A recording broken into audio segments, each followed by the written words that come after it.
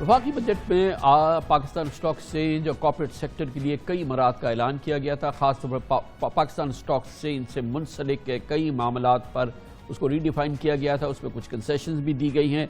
आज इसका बड़ा मुस्बत असर हुआ। पाकिस्तान स्टॉक एक्सचेंज का इंडेक्स तकरीबन 421 पॉइंट पे उसमें इजाफा हुआ और एक काफ़ी वाइब्रेंसी नज़र आ रही थी। बजट में इस हवाले से खुसूसी इक़दाम का ऐलान हुआ था।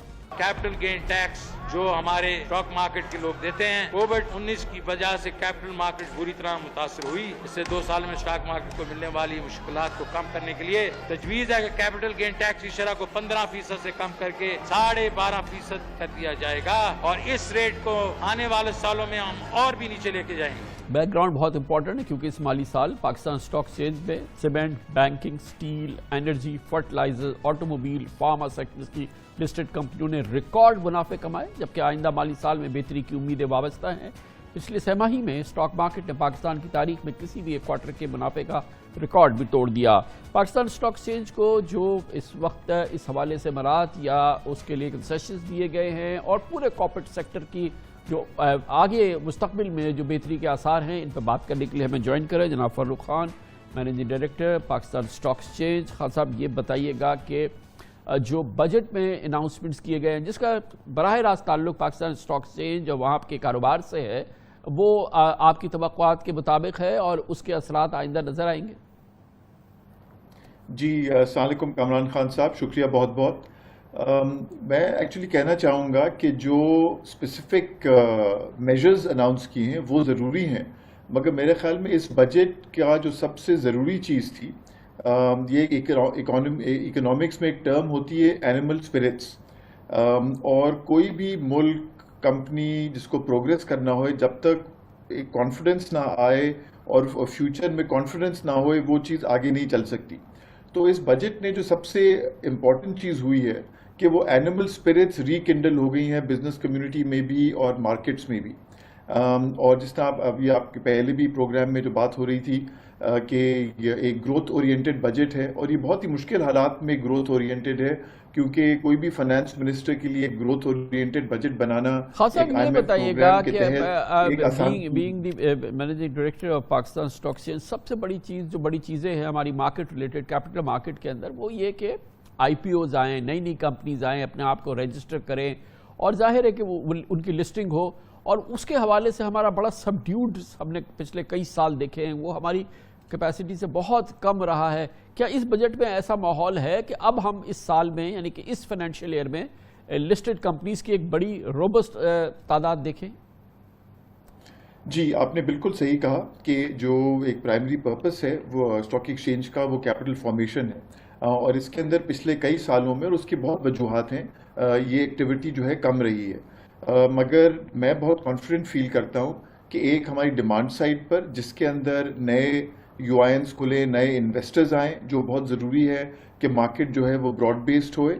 उसके अंदर ना सिर्फ टैक्सेशन मेजर्स, मगर उसके अलावा बहुत इंपॉर्टेंट स्ट्रक्चरल मेजर्स दिए गए हैं SECP और मिनिस्ट्री ऑफ फाइनेंस की सपोर्ट के साथ और सेंट्रल बैंक की सपोर्ट के साथ। फॉर एग्जांपल RDA के अंदर जो स्टॉक मार्केट को अनाउंस किया गया है, अब दुनिया में कहीं भी बैठकर आप ऑनलाइन अकाउंट ओपन कर सकते हैं। इसी तरह लोकल मार्केट में भी हमने जो है अकाउंट ओपनिंग को बहुत आसान कर दिया है। तो ये इम्पॉर्टेंट मेजर्स हैं। और जो कैपिटल गेन्स टैक्स की आपने बात की, उसमें भी आपको बताऊं कि इसमें काफ़ी डिस्कशन हुई है कि ये बहुत ज़रूरी था और अभी भी इसको ज़रूरी है और रैशनलाइज करना। जो जब स्टॉक ट्रेड होते हैं उनके लिए बड़े माविन साबित होंगे, लेकिन नई कंपनीज आए, हमारा कॉर्पोरेट सेक्टर जो है उसको मोबिलाइज करे, वो आए, अपने आप को लिस्ट कराए, उसके लिए क्या इस पे ग्राउंड है? जी बिल्कुल। सो एक डिमांड साइड है, दूसरी सप्लाई साइड है सिक्योरिटीज़ की, और उसके अंदर IPOs बहुत कम हुए हुए थे, उस पर बहुत हमने काम किया है और इस साल तकरीबन 7-8 नए IPOs हुए हैं, जो अभी भी कम हैं, और मगर एक काफ़ी फुल पाइपलाइन है हमारे पास। और ये जो चेंजेस अनाउंस हुए हैं टैक्स में भी, उसमें एक चेंज नहीं हो सका, वो IMF के साथ आई बिलीव डिस्कशन में है कि जो एक छोटा सा टैक्स क्रेडिट था नई कंपनीज की लिस्टिंग के लिए, वो कुछ महीने पहले ख़त्म कर दिया गया था, वो अभी तक रिस्टोर नहीं हो सका।